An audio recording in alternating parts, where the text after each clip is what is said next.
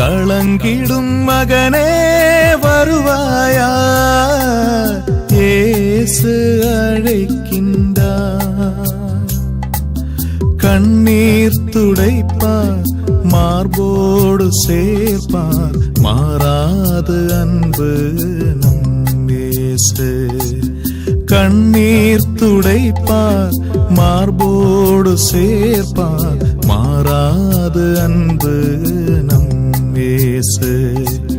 களங்கிடும் மகனே வருவாயா, இயேசு அழைக்கின்றார்.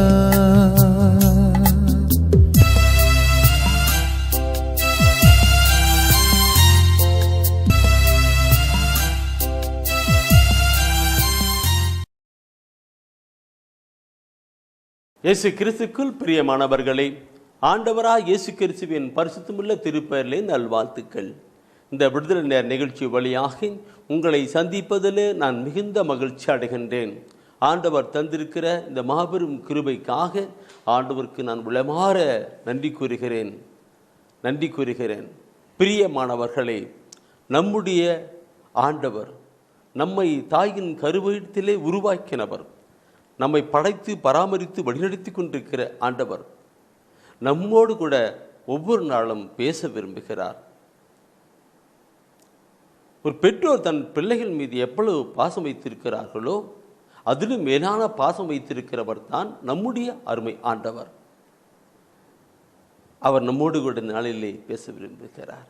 அவர் பேசுகிற வார்த்தை நல் அறிவுரையாயிருக்கலாம், ஒரு ஆசீர்வாதமான வழிகளாக இருக்கும், நல்வாழ்வுக்கு வழிகாட்டுவதாக இருக்கும், நிலை வாழ்வு தருவதாக இருக்கும். எனவே இந்த அருமையான வேளையிலே அவர் பேசும்படியாக நாம் கேட்போம்.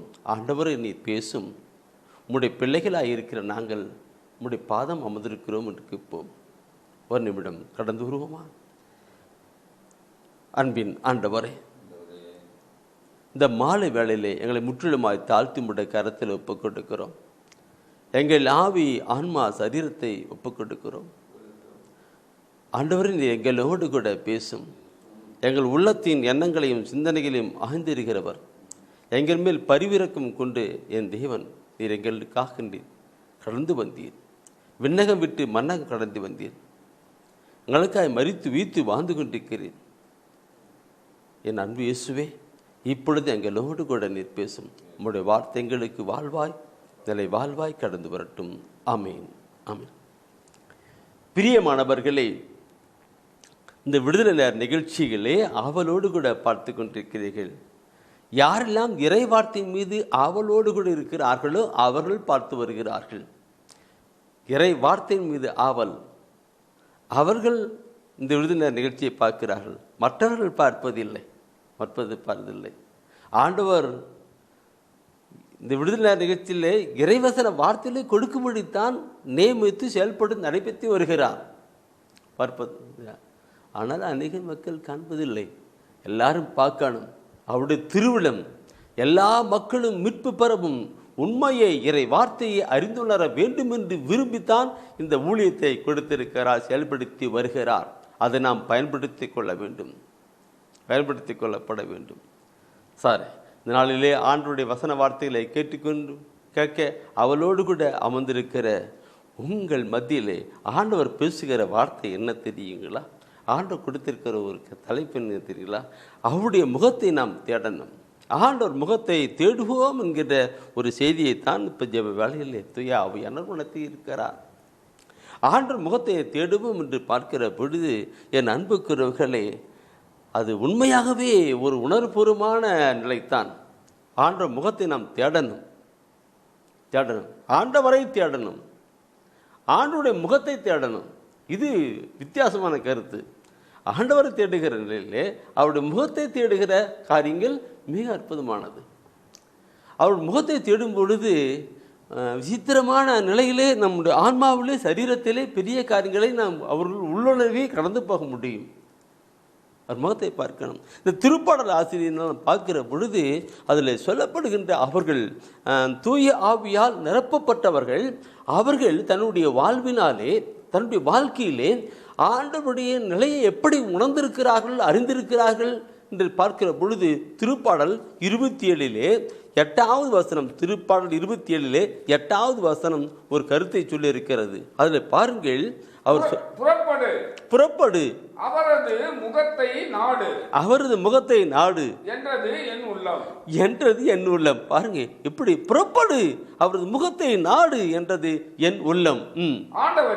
ஆண்டவரே உமது முகத்தையே நாடுவேன், உமது முகத்தையே நாடுவேன். பார்த்துக்கணும், அந்த அவருடைய உள்ளம் அப்படி சொல்லுதான், புறப்படு போ. என் அன்புக்குரியவர்களே, நம்முடைய உள்ளம் என்ன சொல்லுகிறது இல்லைங்களா?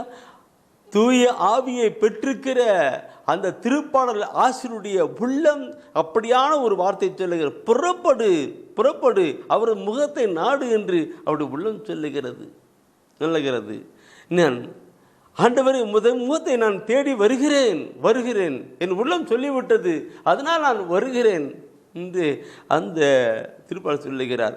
அந்த அடுத்த வசனத்தை பார்க்கிற போது அதில் அங்க சொல்லுகிறார், பாருங்கள், உமது முகத்தை எனக்கு மறைக்காதிரும், உமது முகத்தை எனக்கு மறைக்காதிரும் சொல்லுகிறார். உமது முகத்தை எனக்கு மறைக்காதிரும் சொல்லுகிறார். அப்போ மறைக்காதபடி இருக்குதான் அங்கே கேட்டிருக்கிறார். Praise the Lord. என் அன்பு கருவுகளே, ஒவ்வொரு வசன வார்த்தையை நாம் படிக்கிற பொழுதெல்லாம் மிக அற்புதமான ஒரு கருத்தாக இருக்கிறது. இதை நான் பார்க்கிற பொழுது பிரியமானவர்களே, அவரது முகத்தை மறைக்காதன்னு சொல்லுங்க. அந்த 8ஆம் வசனத்துக்கு மேலே விட்டு நீ படிப்பீங்களன்னா உங்களுக்கு அருமையாக இருந்திருக்கும். நீ தனியாக வச்சுட்டு இருக்கிறீங்க, அப்புறம் படிங்க. அந்த 27ஆம் அதிகாரத்தில் 8ஆம் வசனத்துக்கு மேலிட்டும் படித்து பார்க்கணும், அது கீழிட்டு அந்த 9ஆம் வசனத்துக்கு கீழிட்டும் படித்து பாருங்கள். அச்சோ, அந்த திருப்பாடல் ஆசிரியர் எந்த அளவுக்கு எப்படிலாம் சொல்லி கொண்டு வருகிறான்னு பார்க்கும் பொழுது நம்முடைய உள்ளத்தில் அப்படி இதை வரும். பிரியமானவர்களே, நாம் அப்படியாய் தேடணும், ஆண்டவரை தேடணும். பிரியமானவர்களே, இந்த 2 உள்ளம். நான் அந்த திருப்பாடல் ஆசிரியர் தூயாவினால் ஆட்கொள்ளப்பட்டு அவர் அப்படி சொல்லுகிறார், உம்முடைய ஆண்டுடைய அடிமையாக இருக்கிற, அவருடைய வேலைக்காரனாக இருக்கிற நானும் அப்படித்தான். ஒவ்வொரு நாளும் அதிகாலை வேளையிலே ஆண்டவரை பார்க்கணும், அவருடைய திருமுகத்தை பார்க்கணும் என்று கடந்து போவேன். 3 மணிக்கெல்லாம் எழுந்து அவருடைய சமூகத்திலே போயிட்டு, அதிகாலையில் திருமுகம் தேடி அர்ப்பணித்தேன் என்னையே, ஆராதனை துதி தோத்திரங்கள் அப்பனே உமக்கு தந்தேன். அப்படி அதிகாலை வேளையிலே அவருடைய திருமுகத்தை நான் தேடி போவேன். தூய ஆவியால் ஆட்கொள்ளப்பட்ட நாம் ஒவ்வொருவருமே அப்படித்தான் ஆண்டவரை தேடிக்கொண்டிருக்கிறோம். எல்லாரும் ஆண்டவருடைய முகத்தை தேடணும். இந்த கருத்தை நான் சொல்லுகிற பொழுது, அவர் முகத்தை பார்க்கிற பொழுது எப்படிப்பட்ட நிலை இருக்கிறது என் அன்புக்குரியவர்களே. அவருடைய திருமுகத்தை பார்க்கிற பொழுது மிக கரிமான கருத்தாக இருக்கும். அதே திருப்பாடலில் நீங்கள் பார்க்கணும், 27ஆம் வசனத்தில் நீங்கள் படித்தீங்களா, அந்த 4 படித்தீங்களா, அந்த 8க்கு மேலே படிங்கன்னா 4வது வசனத்தை நீங்கள் படித்து பாருங்க. அதில் 4வது வசனத்தை படித்து பாருங்க, என்ன கருத்துக்களை பாருங்க. நான் சொல்ல இருக்கும், நான் ஆண்டவரிடம் ஒரு விண்ணப்பம் செய்தேன், அதையே நான் நாடி தேடுவேன். ஆண்டவரின் இல்லத்தில் என் வாழ்நாள் எல்லாம் நான் குடியிருக்க வேண்டும்.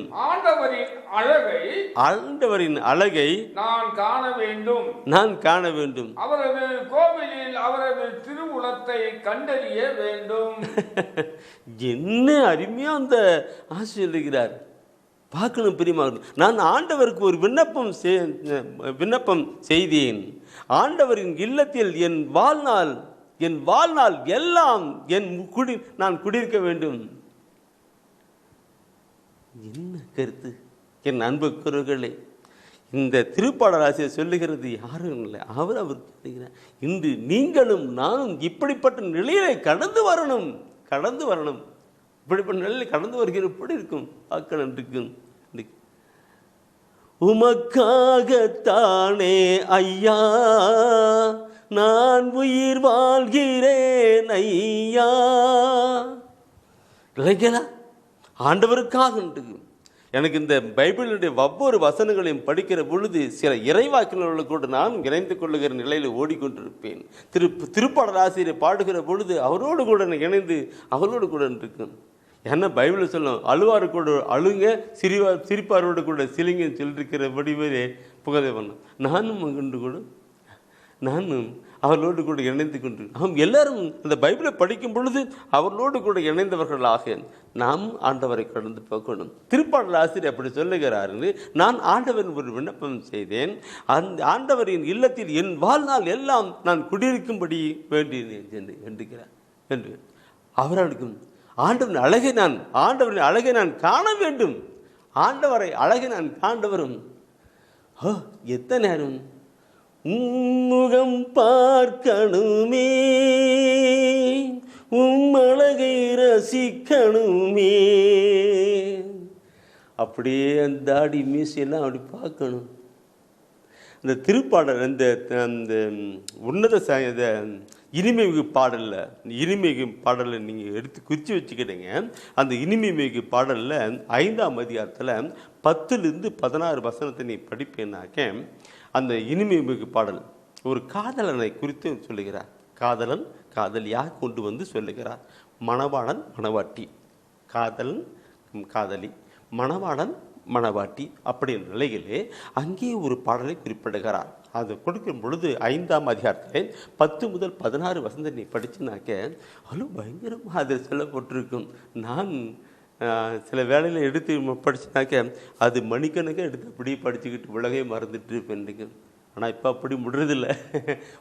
ஏன்னா ஊழியத்தின் பாதி அதிகமாக முடியதில்லை. அந்த அதில் சொல்லணும், முகம் பார்க்கணுமே, அழகை ரசிக்கணுமே, பாதம் அமரணுமே,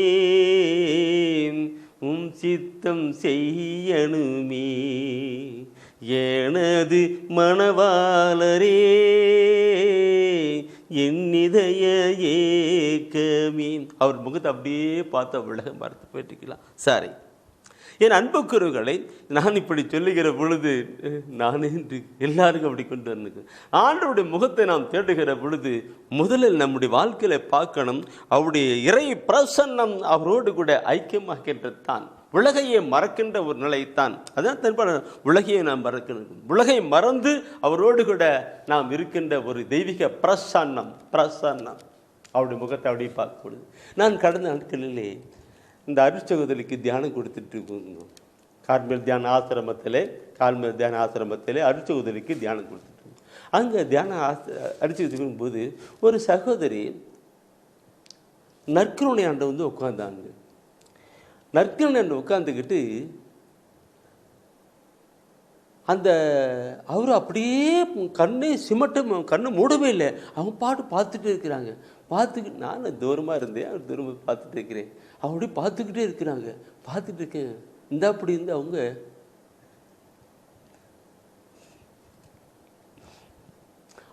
சில வேளையில் அப்படியே அவங்க ஃப்ரண்ட்டில் அப்படியே உட்காந்து சிரிக்கிறாங்க.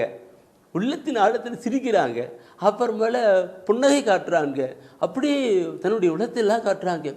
நான் நினைச்சேன், இந்த சகோதரி எந்த அளவுக்கு ஆண்டவரோடு கூட ஐக்கியமாயிருக்கிறாங்கன்னு பார்த்து நினச்சிட்டேன். அப்படி பார்த்துட்டே இருக்கிறாங்க. என் அன்புக்குறவுகளே அப்படியே பார்த்துக்கிட்டு சிரிக்கிறதும் அப்படியுமா இருக்கிறாங்க. அவங்க யாரும் இல்லை, அந்த அவங்க உலகத்தை மறந்து இருக்கிறாங்க. அவங்க முன்னாடி யார் இருக்காங்க அவங்களுக்கு இல்லை. இயேசுக்கு முன்னாடி நற்கரண்டுக்கு முன்னாடி உட்காந்துருக்கிறாங்க. ஃபர்ஸ்ட் பண்ணிட்டு அப்படியே உலகமாக இருக்காங்க. என் அன்புக்குறவுகளை இன்று பார்த்தினாக்க எல்லா ஆலயத்திலும் பெரும்பாலும் பெரிய ஆலயத்திலாம் பார்க்கும் பொழுது நற்கரணைகள் எடுத்து வச்சிருக்கிறாங்க. நற்கருணை ஆராதனை படம் வைத்திருக்கிறார்கள். நாம் கடந்து போகணும். அந்த சகோதரி போல நாம கூட நான் அப்படி உள்ளத்தில் ஒரு ஏக்கம் கொண்டு வந்தேன். இப்படிலாம் நாம் கடந்து வந்து எப்படி இருக்கும்? திருப்பாடல் ஆசிரியர் அப்படி பண்ணாங்களே, இந்த சகோதரி இப்படி பண்ணாங்களே, இந்த பிரதர் இப்படி பண்ணாங்களே, நாம் ஏன் செய்யக்கூடாது என்று ஒரு எண்ணத்தில் கூட நாம் கடந்து வரணும். பார்க்கணும் பிரியமானவர்களே. அந்த அப்படியே உலக மறந்து கடந்து வந்துட்டு இருந்தாங்க. இதை நான் நினைக்கிற பொழுது மோசே நினைச்சு பார்க்கிறேன். 40 நாட்கள் அங்கே மலை மேலே ஆண்டவருடைய பிரசன்னத்தில் இருந்து கடந்து வந்தார். அவருடைய முகமெல்லாம் அப்படியே பிரகாசகமாக மாறியது என்று நாம் தெய்வ திருவிழத்தில் வாசிக்கிறோம். 40 நாள்கள் ஆண்டவருடைய முகத்தை பண்ண அவர் இறங்கி வருகிற பொழுது அவருடைய முகத்தை பார்க்க கூட எல்லா மக்களும் மறைந்து போனார்கள் என்று. அவருடைய முகத்தின் பிரசன்னம் நம்மளை கடந்து வருகிறது.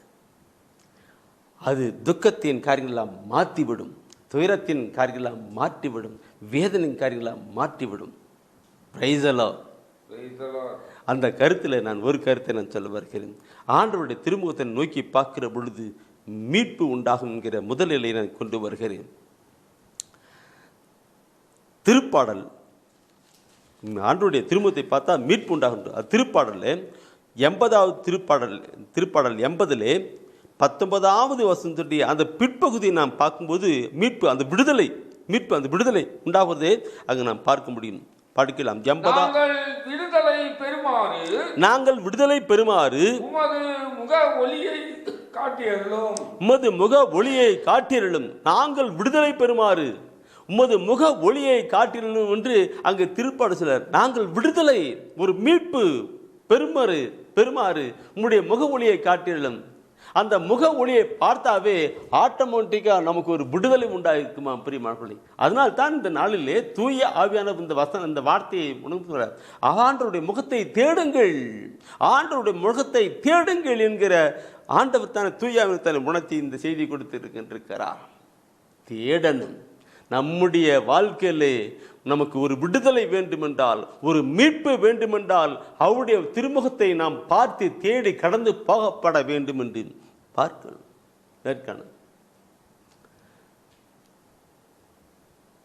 அவருடைய திருமுகத்தை நாம் பார்க்கிறோம் என்று பார்க்கணும்னாக்க முகத்தை ஒளியையும் காட்டியலும் என்று சொல்லுகிறார். முகத்தை எனக்கு காட்டியலும் சொல்லுகிறார். அதில் நீங்கள் பார்க்கணும். அந்த ஒவ்வொரு வசனத்திനും பார்க்கிற பொழுது அந்த திருப்பாடலை 80வது திருப்பாடலை 19வது வசனம் படித்தவங்களவா அந்த பாடல் ஆசிரியர் திரும்பி சொல்லியிருக்கிறார். 3வது வசனத்தை படித்து பாருங்க, அதுல எப்படி சொல்லியிருக்கிறார்.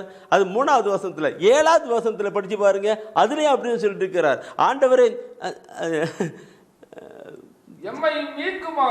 என்னை மீட்குமாறு உமது முக ஒளியை காட்டியருளும் என்று. எம்மை மீட்குமாறு உமது முக ஒளியை காட்டியருளும் சொல்லுகிறார். என் முக ஒளியை காட்டியருளும் சொல்லுகிறார். என் அன்பு கேறுகளை பார்க்கணும். என்னை மீட்குமாறு உமது முக ஒளியை காட்டியருளும் என்று சொல்லுகிறார்கள். அந்த பாடல் ஆசிரியர் திரும்ப சொல்லியிருக்கிறார். ஏன் அப்படி சொன்னார்? இன்று நீங்களும் நானும் அவருடைய முகத்தை, ஆண்டவரே உம்முடைய முகத்தை காட்டியருளும் சொல்லப்பட வேண்டும். அவருடைய முகத்தை நான் பார்க்க வேண்டும். பிரியமானவர்களே, நான் மீட்கப்பட வேண்டும் என்றால் முகத்தை பார்க்க வேண்டும், தேட வேண்டும். இது நான் சொல்லுகிற பொழுது சக்கேயுவை கொண்டு வருகிறேன். அவர் எப்படி சக்கேயுவை கொண்டு வருகிறேன், அவர் எப்படி கடந்து வந்தார் என்று பார்க்க முடியும். பிரியமானவர்களே, சக்கேயு ஆண்டவருடைய முகத்தை, ஆண்டவரை தேடி கடந்து வந்தார் என்று, ஆண்டவரை தேடி வந்தார். அவர் வரித்தண்டோரின் தலைவர். அவர் வரித்தண்டோரின் தலைவர். எத்தனை பேருக்கு தலைவராக இருந்தார் எனக்கு தெரியல, பார்க்கல. வரித்தண்டோரின் தலைவர். ஆனா மனுஷன் குள்ளமான மனுஷன். ஆண்டவர் இயேசு கிறிஸ்து அந்த வழியா வருகிறார், இயற்கைக்குரிய வழியா இருக்கிறான். கேட்ட உடனே இவர் ஓடி போறார், போய் பார்க்கிறாரு. ஒரே கூட்டமா இருக்கிறது, ஒரே கூட்டமா இருக்கு. இந்த மனுஷனும் ஒரு குள்ளமான ஒரு மனுஷன், இந்த ஒரு மனுஷனும் குள்ளமான மனுஷன். அப்படி எப்படி பார்க்க முடியும்? இப்படி எட்டி பார்க்க முடியுமா? முடியாது. அதனால அந்த கூட்டத்தில் முன்னாடி ஓடி போகிறார், ஓடி போயிட்டு ஒரு மரத்தின் மேலே ஏறுகிறார். என் அன்புக்குறவர்களே, அதாவது வரித்தண்டோரின் தலைவர். அவர் வரித்தண்டோரின் தலைவன். ஒரு தலைவன் ஓடுவது எப்படி? ஒரு மரத்து மேலே ஏறுவது எப்படி? ஏன்? எதற்கு? தாகம், பார்க்க வேண்டும் என்கிற ஒரு எண்ணம் இன்று நம்முடைய சமூகத்தில் அப்படி கொண்டு வரணும். பிரியமானவர்களே, சக்கேயு மனிதன் லூக்கா நற்செய்தியிலே 19ஆம் அதிகாரத்திலே தான் அந்த சக்கேயை பற்றி சொல்லப்பட்டிருக்கிறதையும், அந்த 3ஆம் வசனத்தையும் 4ஆம் வசனத்தையும் நீங்க படிச்சு பாருங்க. அந்த மனிதனுடைய உள் உணர்வுகள், தேடுதல் என்கிற உள் உணர்வுகள் எப்படி இருந்திருக்கும் என்று பாருங்கள். இயேசு யார் என்று அவர் பார்க்க விரும்பினார். மக்கள் திரளாய் கூடியிருந்த கொண்டிருந்ததால் மக்கள் திரளாக கொண்டிருந்ததால் அவரை பார்க்க முடியவில்லை. ஏனெனில் சகேயு குட்டையாய் இருந்தார். அவர் முன்னே ஓடி போய் அவரை பார்ப்பதற்காக ஒரு காட்டு அத்திமரத்தில் ஏறிக்கொண்டார். இயேசு அவ்வழியே தான் வரவிருந்தார். அவரே தான் பார்க்கணும். அவர் முன்னே ஓடி போய் காட்டு அத்திமரத்தில் ஏறிக்கொண்டார். அவரை பார்க்க வேண்டும் என்கின்ற உள்ளார்ந்த உணர்வு எண்ணங்கள். இயேசு அந்த பக்கம் வந்தார். பார்க்கணும், சக்கேயை பார்த்து இறங்கி வா என்று சொன்னார். இறங்கி வா என்று சொல்லி அந்த வீட்டுக்கு சென்று அங்கே போகிறார். என் அன்புக்குறவர்களே, வீட்டுக்கு சென்று அங்கே வீட்டுக்கு செல்லுகிற பொழுது சக்கேயு தன்னையே மறந்து ஒரு பாவறிக்கை செய்கிறார். பாவத்தை ஏற்று மனவருந்தி அறிக்கை செய்கின்ற ஒரு நிலை உண்டாகிறது. என் அன்புக்குறவர்களே, ஏசியா புத்தகம் 59ஆம் அதிகாரத்திலே நாம் பார்ப்போம் என்றால், ஏசியா புத்தகம் 59ஆம் அதிகாரத்திலே பார்ப்போம் என்றால், அதிலே முதல் 2 வசனம் மிக தெளிவான ஒரு கருத்தை சொல்லிக் கொண்டிருக்கிறது. இன்று நம்முடைய வாழ்க்கையிலே அவருடைய முகத்தை நான் பார்க்கப்பட வேண்டும் என்றால், அதில் சொல்லுகின்ற கருத்து, நாம் பாவ வாழ்க்கை வாழ்கிற பொழுது அவருடைய முகத்தை பார்க்க முடியாது. வசனம் உங்களை ஆசீர்வதிக்க முடியாது. ஆண்டவருடைய கைகள் குறுகிவிடவில்லை. உங்கள் ஜெபங்களை கேட்கக்கூடாது. ஆண்டவருடைய காதுகள் செவிடுமாடவில்லை. மாறாக உங்கள் பாவங்களும் உங்களுடைய அக்கிரமங்களும் உங்கள் தீட்சிகளுமே ஆண்டவருக்கும் உங்களுக்குமே பிரிவினை உண்டு பண்ணது. அவர் முகத்தை மறைத்து விடுகிறது. பாவம் தான் மறைத்து விடுகிறது என்று சொல்லுகிறது. அந்த வசனம் நீங்க குறித்து படித்து பாருங்க.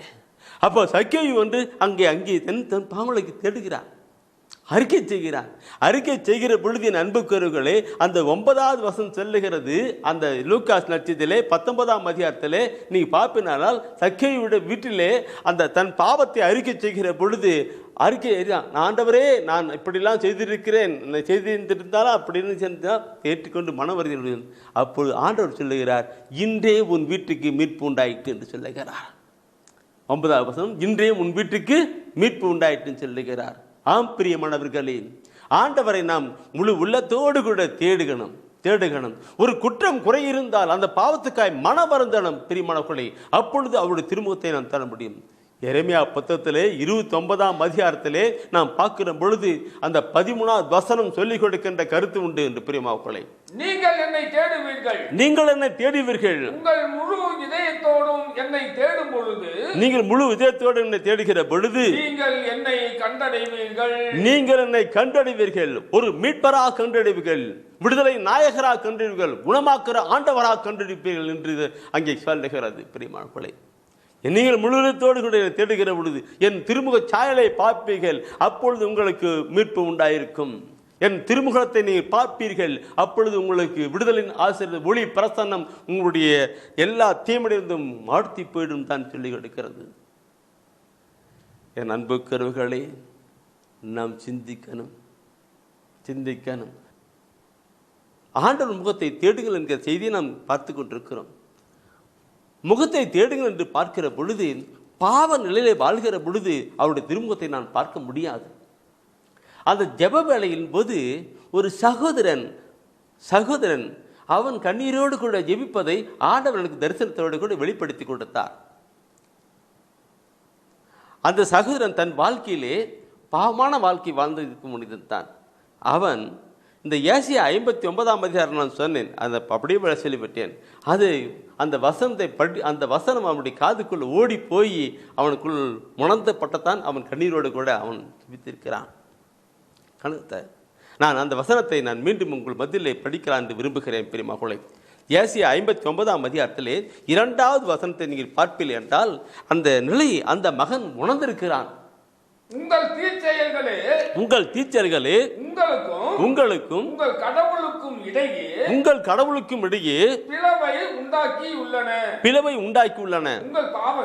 உங்கள் பாவங்களே அவர் செவிசாய்க்காதவாறு அவரது முகத்தை உங்களுக்கு மறைத்துள்ளன. பாவ வாழ்க்கையிலே வாழ்கிறார். அவருக்கு அவர் முகத்தை மறைத்துள்ளன்னு சொல்லப்பட்டிருக்கிறது. எனவே அன்புக்குரியவர்களே, அந்த சகோதரன் கண்ணீர் விட்டு அழுதான். பார்க்கணும். அந்த சகோதரன் மட்டுமல்ல பிரியமானவர்களே, எல்லா மக்களும் பாவ வாழ்க்கையில் வாழ்கிற எந்த ஒரு மகனுக்கும் ஆண்டவருடைய திருமுகத்தை பார்க்க முடியாது. ஆண்டவருடைய திருமுகத்தை அது அந்த பாவம் தடை அப்படியே மறைத்துவிடும். அவருடைய ஆண்டவருக்கு ஆண்டவர் முகத்தை அவருக்கு மறைத்துள்ளன. யாரு? அவரது முகத்தை உங்களுக்கு மறைத்து எனது மறை அந்த பாவம் அப்படியே ஒரு ஸ்கிரீன் மாதிரி அப்படி மறைத்து விடும். அந்த ஸ்கிரீன் போகணும். அந்த ஸ்கிரீன் போகப்பட வேண்டுமென்றால் சக்கையை போல நாம் கேட்கணும். சக்கையு அவராகவே சொல்லுகிறார், ஆண்டவரே நான் இப்படி இருந்திருக்கிறேன், என்னை ஏற்றுக்கணும். தன் பாவத்தை உள்ளத்தின் உணர்ந்து பாவ அறிக்கை செய்கிற பொழுது அந்த ஸ்கிரீன் அவுட் ஆகும். அந்த பாவத்தின் ஸ்கிரீன் அவுட் ஆகும். ஆண்டவரை நான் பார்க்க முடியும், தரிசிக்க முடியும். அவர் இன்றும் என்று வாழ்ந்து கொண்டிருக்கிறார். பிரியமானவர்களே, நாம் ஆண்டவரை அவருடைய திருமுகத்தை நாம் தேட வேண்டும்.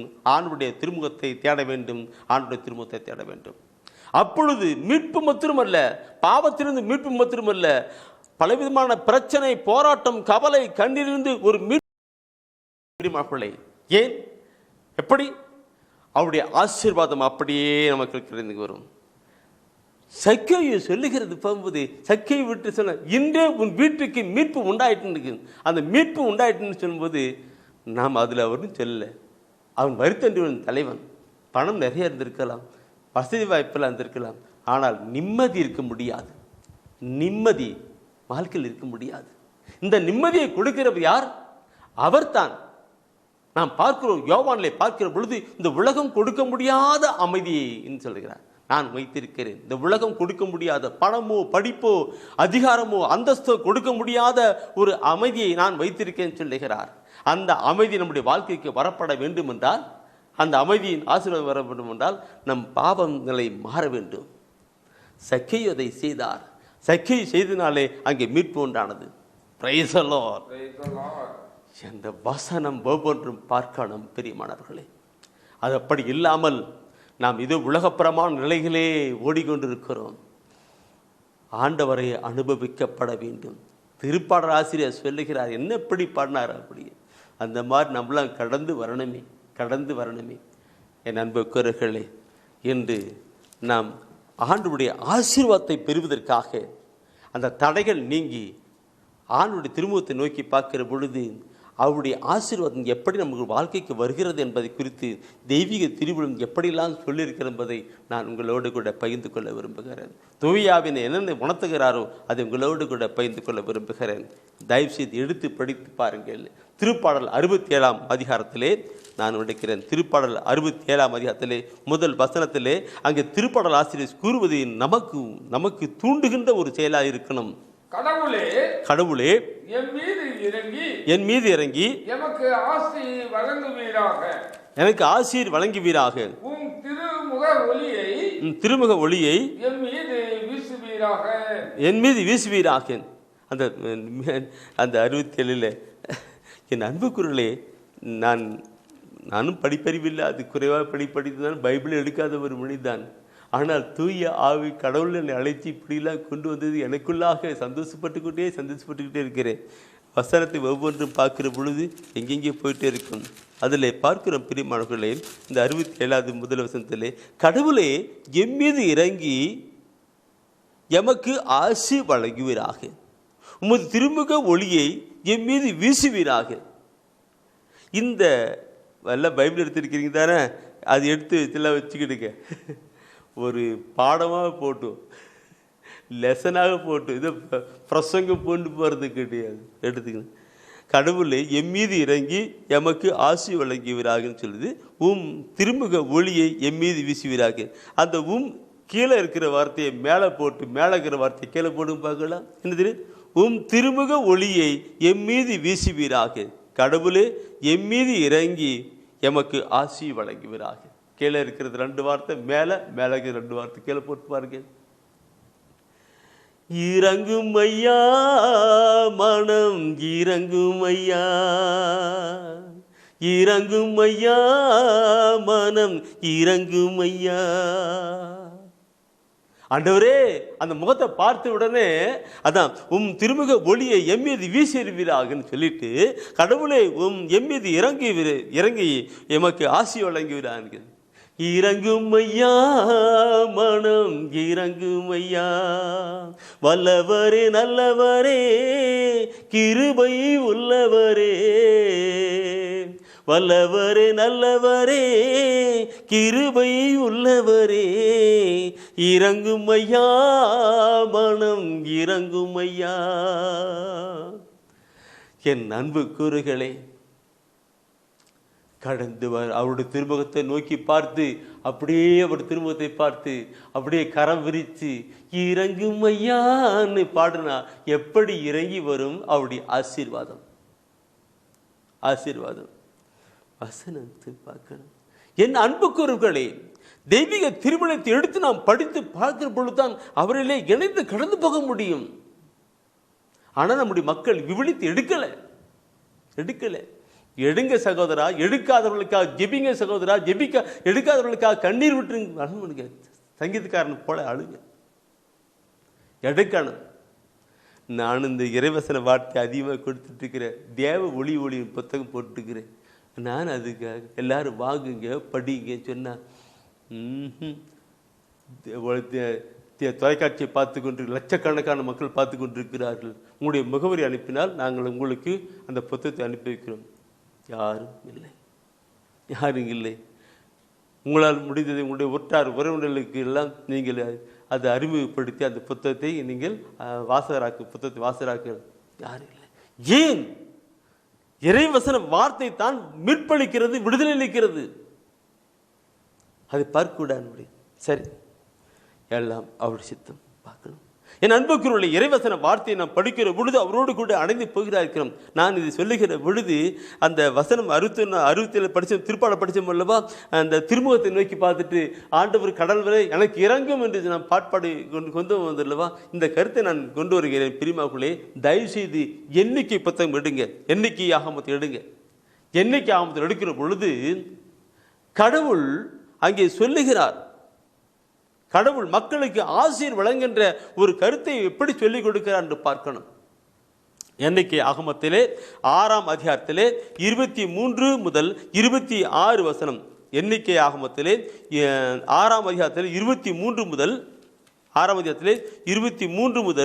26 வசனம். அதிலே 23வது வசனத்திலே அவர் சொல்லுகிறார். என்ன சொல்லுகிறார்?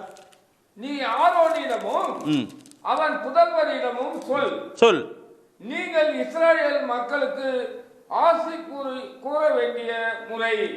நீங்கள் இஸ்ரவேல் மக்களுக்கு ஆசி கூற வேண்டிய முறை என்று சொல்லிக் கொடுக்கிறார். சீக்கிரம் உள்ளது. நம்முடைய ஆலயத்திலும் கூட இந்த வழிபாட்டு நிலை கொண்டு வருகிறார்கள். அப்ப நாம் என்ன செய்கின்றோம்? ஏதோ தலை குனிஞ்சு போய் கொண்டிருக்கிறோம். உள்ளத்தின் ஆழத்தின் இந்த வசனத்தை உணர்ந்திருப்போம் என்றால், அறிஞ்சு கடந்து வந்திருப்போம் என்றால், நாம் அப்படியே கடந்து போயிருக்க முடியும், அனுபவித்திருக்க முடியும். எடுங்க அந்த அடுத்த 24ஆம் வசனத்தை படித்து பாருங்க. அப்படி தொடர்ந்து 24ஆம் முதல் வாசிக்கலாம். ஆண்டவர் உனக்கு ஆசி வழங்கி உன்னை காப்பாராக. ஆசி வழங்கி உன்னை ஆண்டவர் உனக்கு ஆசி வழங்கி உன்னை காப்பாராக என்று சொல்லப்பட்டிருக்கிறது. ஆசி வழங்கி. சரி, அடுத்த வசனம் நீ படிக்கணும். அடுத்த வசனத்தை படிக்கணும். ஆண்டவர் தம் திருமுகத்தை உன்மேல் ஒளிரச் செய்து உன் மீது அருள் பொழிவாராக. எந்த வார்த்தையை பார்க்கணும் சகோதரா, சகோதரவி, வார்த்தையை பாருங்க. என்ன சொல்லுகிறது? ஆண்டவர் தன் திருமுகத்தை உங்கள் மேல் ஒளிரச் செய்து. அப்போ அவருடைய திருமுகத்திலிருந்து ஒரு தெய்வீகமான காரியங்கள் அப்படியே நம்மிலே கடந்து வருகிறது அல்லவா? மை லார்ட் ஜீசஸ், அவருடைய திருமுகத்திலிருந்து ஒளி அப்படியே கடந்து வருகிறதாம். அது சொல்ல வேண்டியிருக்கிறது. ஆண்டவரே தம் திருமுகத்தை உன்மேல் ஒளிரச் செய்து, தம் திருமுகத்தை உன்மேல் ஒளிரச் செய்து உன் மீது அருள் பொழிவாராக, அருள் பொழிவாராக, அபிஷேகம் செய்வராக, கிருபை செய்வாராக, வல்லமை செய்வராக இருக்கு. நீ இப்படித்தான் ஆசீர்வதிக்கணும்,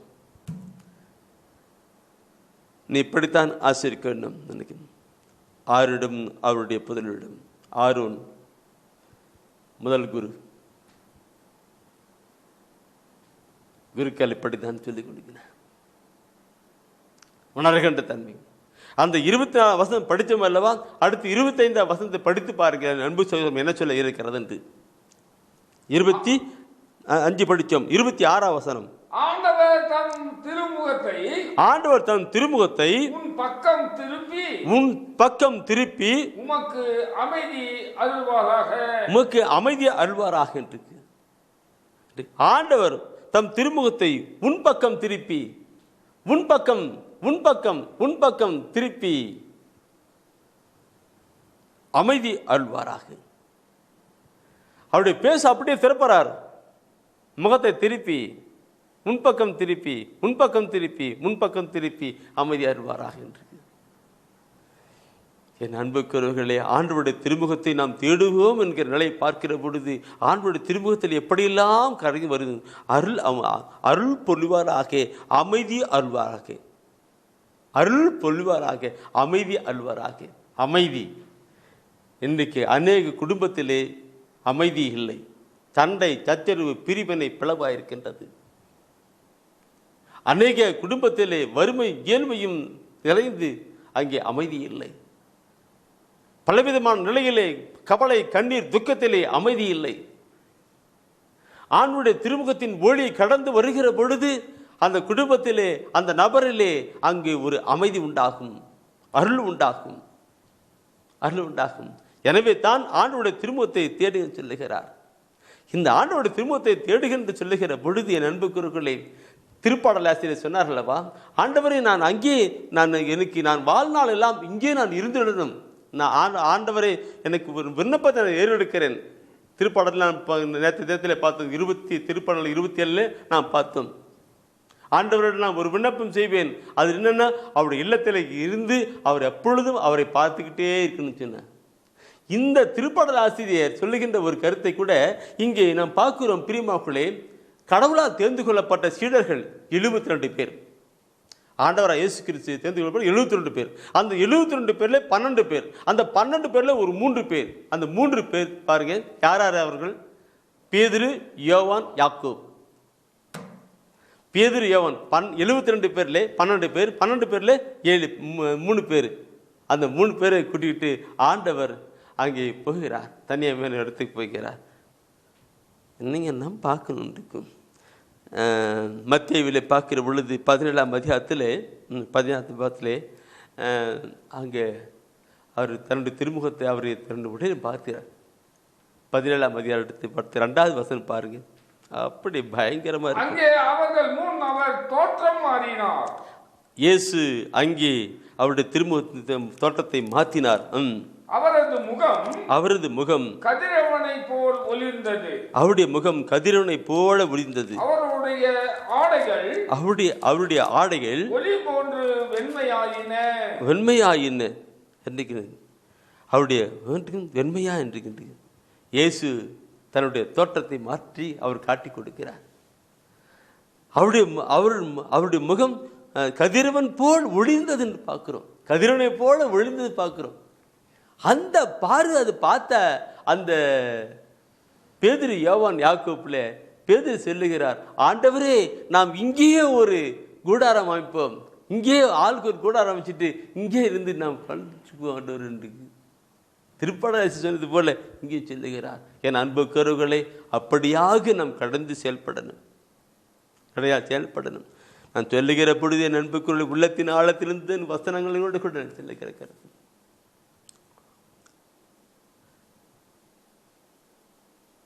அங்கே திருப்பாடல் ஆசிரியர் சொன்னார், இங்கே பேதுரு சொல்லுகிறார். நாம் என்ன சொல்ல போகிறோம்?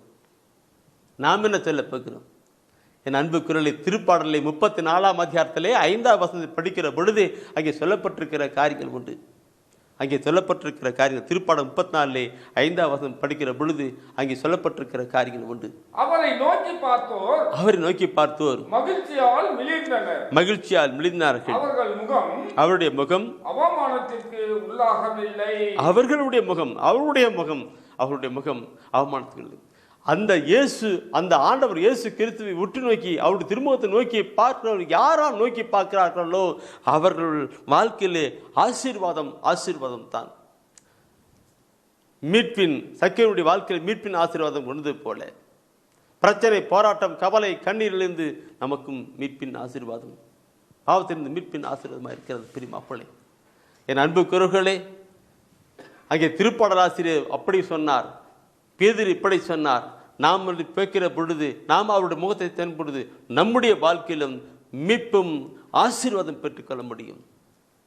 நானும் ஒவ்வொரு நாளும் ஆண்டவர் சமூகத்திலே, நான் நேற்றுக்கு ஒரு பாடலை பார்த்தேன்னா, உம்முகம் பார்க்கணுமே உம்மழக ரசிக்கணுமேன்னு சொல்லி அதிகாலை வேளையிலே போயிட்டு கொண்டு நான் பார்க்கிற பொழுது என் அன்புக்குரியவர்களே, அவர் எனக்கு அந்த இவர் சொல்கிறாரு, இயேசு அந்த அங்கே பேதுரு சொல்கிறாரு, அவருடைய முகம் கதிரவனை போல ஒளிந்தது என்று. எனக்கு அப்படி இல்லை. எனக்கு எப்படி அவருடைய திருமுகம் வருகிறது தெரியுமா? அப்படி முள்முடி காயங்களும் ரத்தங்களும் தான் எனக்கு காட்சி. அதுதான் அவருடைய முகத்தை நான் பார்த்து கொண்டிருக்கிறேன். அவருடைய முத்தம், அவருடைய முள்முடி காயங்கள், அவருடைய ரத்தம் வடிகிறது, அந்த கண் அப்படியே பரிதாபமாக பார்க்கிறது இருக்கு. அதுதான் நான் ஒவ்வொரு நாளும் ஆண்டவர் சமூகத்திலே. ஏன் அப்படிப்பட்ட நிலை? இன்னும் உலகமெல்லாம் மீட்படையவில்லை. என் மகனே, என் ஊழியக்காரா, என் வேலைக்காரனே, உலகமெல்லாம் மீட்படையலப்பா.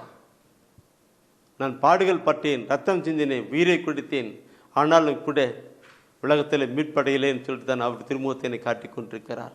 அந்த ஒவ்வொரு நாளும் அவர் திருமுகத்தை நான் பார்க்கிற பொழுது ரத்தம் வடிகின்ற கண்மொழி கருத்தை நான் பார்த்து கொண்டிருக்கிறேன். அதனால பாரத்தோடு கூட நான் ஜெபித்து கொண்டிருக்கிற பொழுது தான் ஆண்டவர் இப்படிப்பட்ட ஊழியத்தை எல்லாம் எனக்கு கொடுத்து நடத்தித்துக் கொண்டிருக்கிறார். இந்த ஊழியத்துக்கு எத்தனையோ பண தேவை இருந்த பொழுதும் கூட ஆண்டவர் தான் இந்த பண தேவையெல்லாம் சந்தித்து நடத்தித்துக் கொண்டிருக்கிறார். நல்ல உள்ளங்கள் இருக்கிறது. அந்த உள்ளங்கள் வழியாக பேச வைத்து இந்த பொருளாதார தேவையெல்லாம் கொடுக்க செய்து ஆண்டவர் நடப்பித்துக் கொண்டிருக்கிறார். எனக்கு தரிசனம் கொடுப்பதெல்லாம் திருமுகத்தின் காரியங்கள் தான்.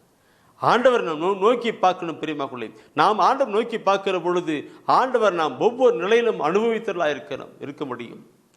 பிரச்சனை, போராட்டம், கவலையில் இருக்கிறவர்கள் நாம் நோக்கி பார்க்கணும். இப்பொழுதும் அவர் நாம் நோக்கி பார்க்கலாம். அன்று பாலைவனத்திலே வெங்கல பாம்பு உயர்த்தப்பட்டது போல நோக்கி பார்க்கிற பொழுது அங்கே ஒரு விடுதலை உண்டானது. அதே போல வேளையிலும் அவருடைய திருமுகத்தை, அவருடைய சிலுவையின் காரியங்களை எல்லாம் நாம் உற்று நோக்கி பார்க்கிற பொழுது நமக்கு விடுதலை ஆசீர்வாதமாய் கடந்து வரும். ஜெபிப்போம். கிறிஸ்துவுக்கு பிரியமானவர்களே, நம் ஆண்டவர் இயேசுவை நோக்கி பார்த்தோர் மகிழ்ச்சியால் மிளிர்ந்தனர் என்று இறைவார்த்தையை நாம் கேட்டோம். அவருடைய முகம், அவருடைய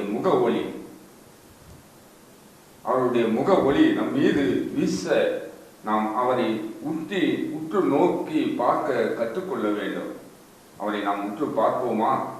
எல்லோரும் கரங்களை கூப்புவோம்.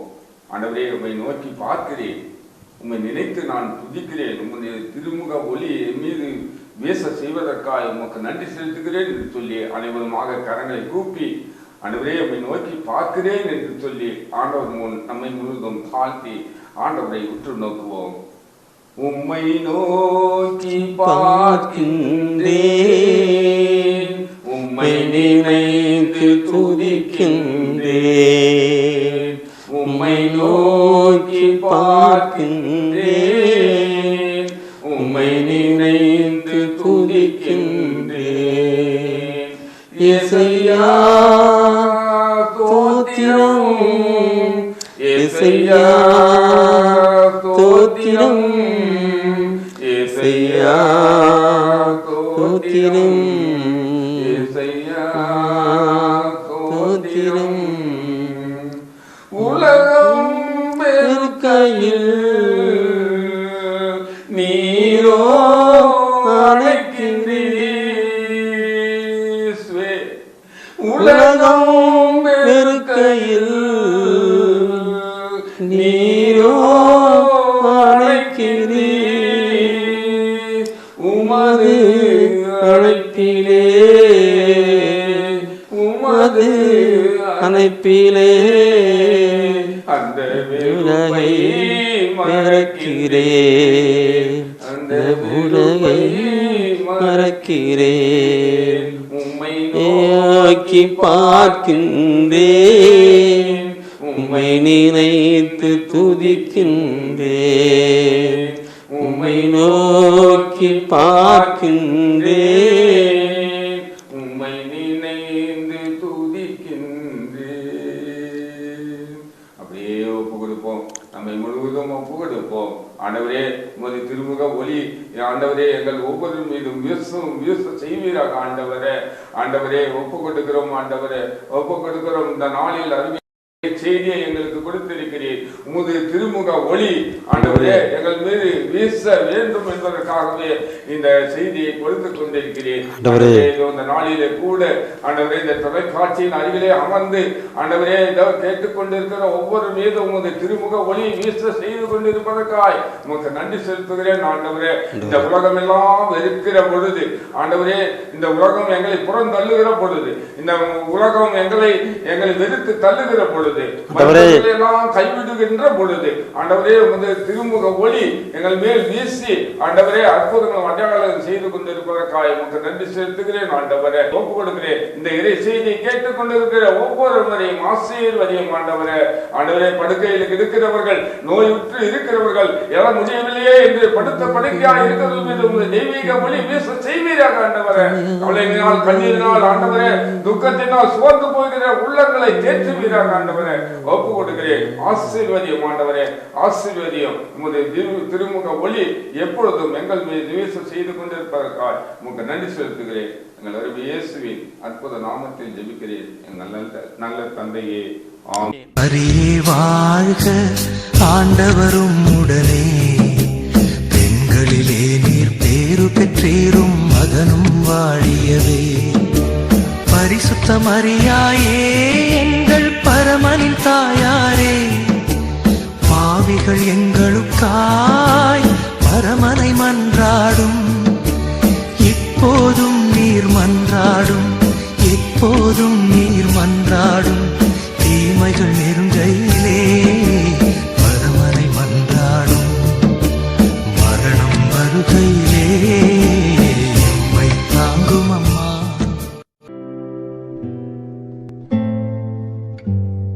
தேவ ஒளியும் ஒளியும் என்ற மாத இதழ்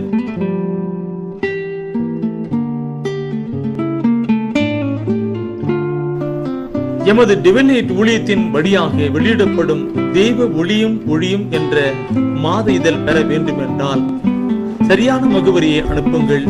புத்தகங்கள் அனுப்பி வைக்கின்றோம். எங்கள் ஊழியங்களுக்காக ஜீவியுங்கள். ஆண்டவர் உணர்த்துகின்ற காணிக்கையால் தாங்க.